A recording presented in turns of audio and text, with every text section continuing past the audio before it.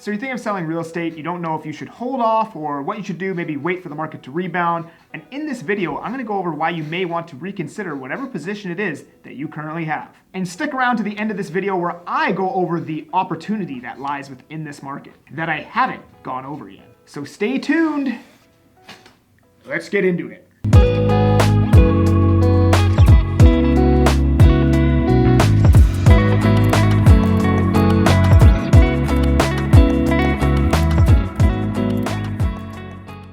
I'm That Agent Kelly. I talk about Canadian real estate in my local market of Abbotsford, British Columbia, and the Fraser Valley. And if you get any value or entertainment from my channel, you should subscribe to it so you can see more videos that come from my channel that bring you value and entertainment. And if you enjoy this video, you should like it so I can get it out to more people like you who may also like this video.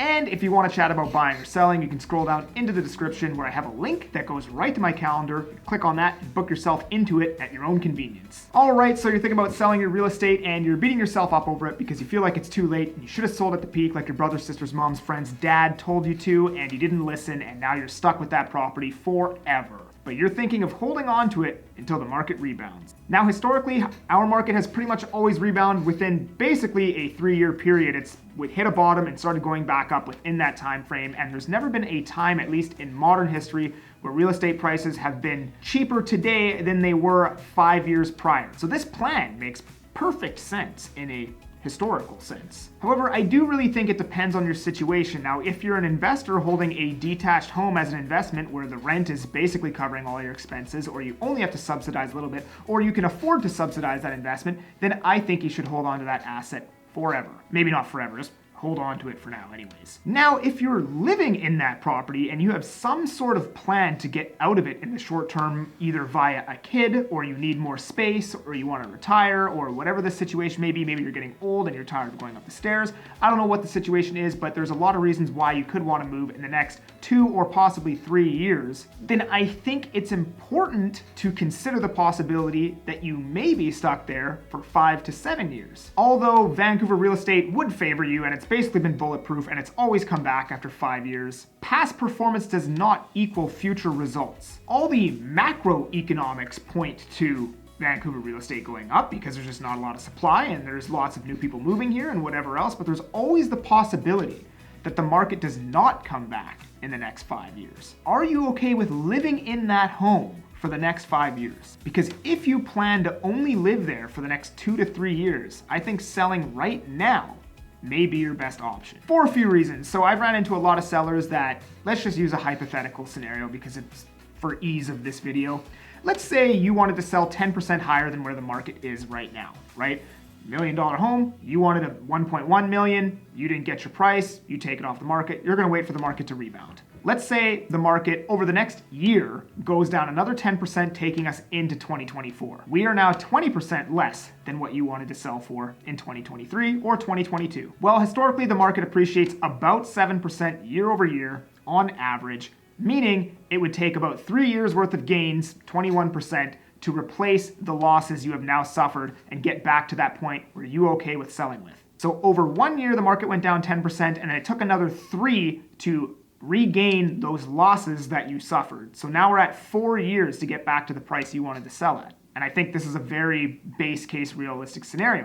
Things could be a lot better than this, but they could also be much, much worse than this. So I think this is a very average scenario to say that it's going to be 4 years before you see that money. Not only that, let's keep math simple. Let's say inflation's running at 3% because it's much higher than that right now. And let's just say the average over the next 4 years is 3%. That means over 4 years, you lost 12% of the value of your cash. Meaning, adjusted for inflation, we're at a net gain of 8%, meaning we are still, adjusted for inflation, 2% lower than the amount that you hoped to sell for 4 years ago. Now, all of this is hypothetical, and it really depends on what you're selling and what you're doing with that money, and it depends on a million variables. This is all hypothetical, average case stuff. But the average scenario that I've drawn out, the middle case, I think we'll call it, puts you at 4 years until you get your money back. So if you cannot hold that property for 4 years, right now is the best price you're gonna get for that home. Most likely. On the average case, who knows? The market could go on an absolute tear to the upside next year if they lower rates again. But the moral of the story is that I think a lot of sellers may not have actually thought about the fact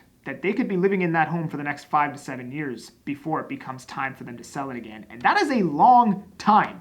A lot changes in 5 to 7 years. And possibly even longer if the price that they wanted was higher than 10%. Maybe they wanted 20% higher than where the market is right now. I don't know, but these are just things to think about. So anyways, what can you do? So if you're a seller who needs to move in the next couple years, or thinks you may need to move, or thinks a scenario may come up where you need to move in the next couple years, I think right now is probably the best price you're going to get. And if you're an investor, I would say probably hold on for dear life. Unless you absolutely have to sell and you're hemorrhaging money, then right now is probably the best time to sell. And as promised, here is where the opportunity is within this market. The biggest opportunity, I would say.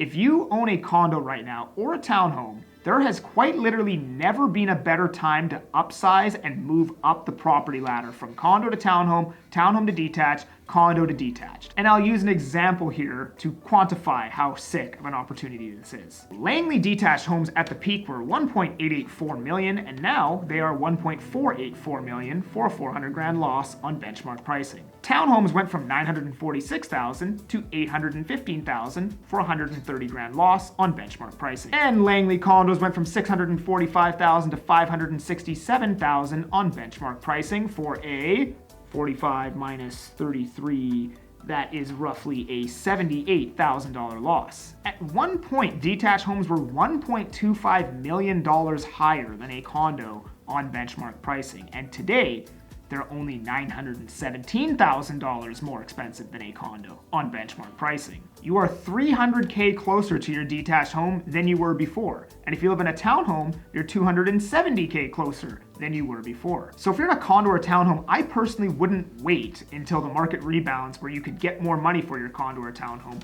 I would make that move ASAP. Even if you lost money on selling a condo, you are going to more than make that up when you buy the detached house, assuming you're going to live there for a long time. And especially if you're planning to make this move anyways, then you should 100% do it. This is not financial advice, in my opinion. And the reason why you probably shouldn't wait till the market rebounds where you can get more money for your condo or townhome is because the way our market appreciates is detached homes appreciate first because they're the most desirable asset class, then townhomes, and then it trickles down to condos because obviously people will live in a townhome or a detached before a condo. By the time those get too expensive, they get forced into the condo market. So if you wanted to wait until your condo is worth more money, well, by the time that happens, detached homes have already been appreciating. They're already up in price. That gap between the two product types has already widened. It has gotten further away. And that is exactly what's going to happen when interest rates start coming down and it becomes more affordable to hold larger loans. So if you're thinking of upsizing, now is the time to do it. I'm That Agent Kelly, and if you want to book that call, scroll down and get right to it, and we'll see you on the next video. Bye-bye.